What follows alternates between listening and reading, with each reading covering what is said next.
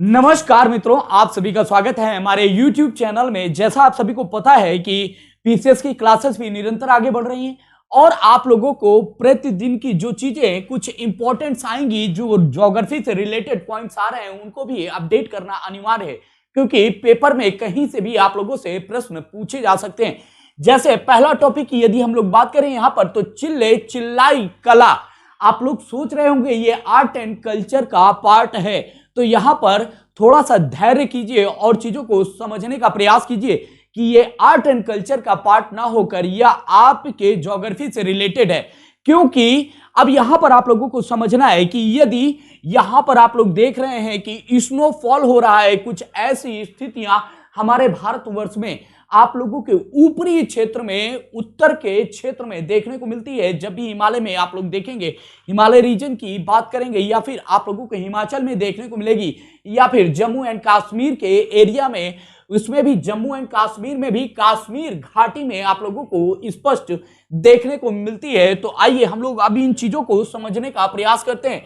तो यहां पर आप लोगों को याद रखना है कि 21 दिसंबर की चर्चा जब हम लोग करते हैं, तो 21 दिसंबर को कश्मीर घाटी के ऊपरी क्षेत्रों में, याद रखिएगा, कश्मीर घाटी के ऊपरी क्षेत्रों की बात हम लोग कर रहे हैं। तो ये भी आप लोगों को स्पष्ट रखना है कि जब भी हम ऊपरी क्षेत्रों की बात करेंगे, तो यहां का मतलब क्या हो गया, जो कश्मीर घाटी का हिमालयी रीजन का क्षेत्र है, उसकी चर्चा हम लोग कर रहे हैं।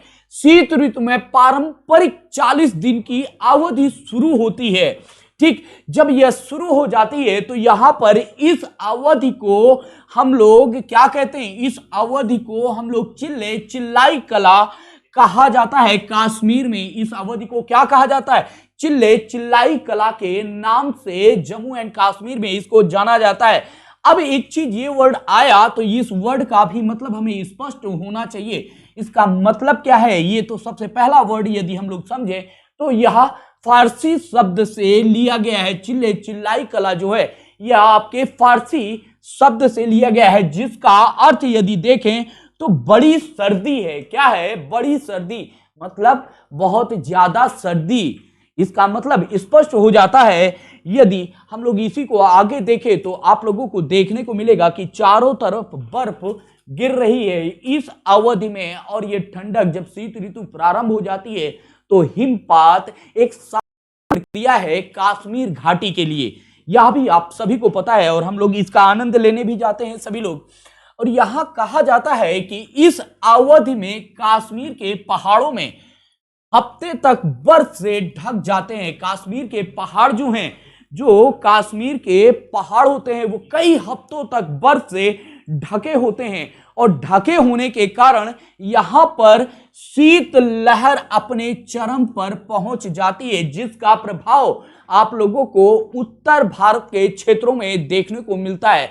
जैसे दिल्ली हो गई, आपका यूपी हो गया, आपका बिहार हो गया, आपका पंजाब हो गया, इन क्षेत्रों में शीत लहर जो देखने को मिलती है, उस शीत लहर की शुरुआत आप लोग कहां से देखते हैं, जम्मू एंड कश्मीर के क्षेत्र से देखते हैं। यहीं पर एक आपकी प्रसिद्ध झील भी है, डल झील, जो कि कैसी हो जाती है, बर्फ से जम जाती है। कैसी हो जाती है, बर्फ से।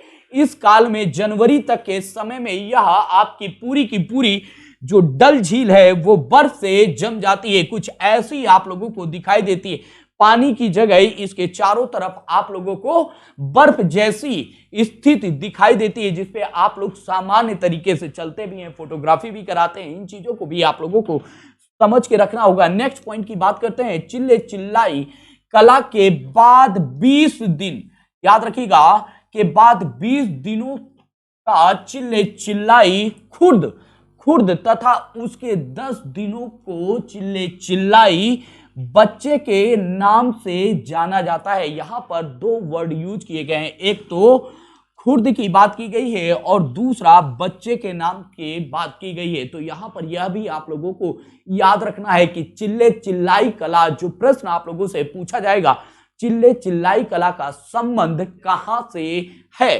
पहला पॉइंट आप लोगों से प्रश्न यदि पूछा जाएगा तो यहां पर आप लोगों को बताना है। दूसरा पॉइंट यदि यह कह देगा चिल्ले चिल्लाई कला का संबंध जम्मू कश्मीर से या कश्मीर घाटी से है, लेकिन कश्मीर घाटी के किस क्षेत्र से है, यह प्रश्न आप लोगों से बन सकता है। तीसरे प्रश्न की यहीं पर बात करते हैं कि चिल्ले चिल्लाई कला जो है वो जम्मू कश्मीर के ऊपरी घाटी से है। इसका प्रभाव क्या होता है, तो यहां पर आप लोगों को यह बताना होगा कि यहां पर हिमांक की मात्रा बढ़ जाती है, शीत लहर बढ़ जाती है, जिसके कारण बर्फबारी अत्यधिक मात्रा में होती है और बर्फबारी से वहां का पूरा क्षेत्र ढक जाता है और इसी का परिणाम जो होता है वो उत्तर भारत में शीत लहर के रूप में दिखाई देता है। तो आज के लिए बस इतना ही, मिलता हूं फिर आप लोगों से नेक्स्ट वीडियो में। थैंक यू, जय हिंद, जय भारत।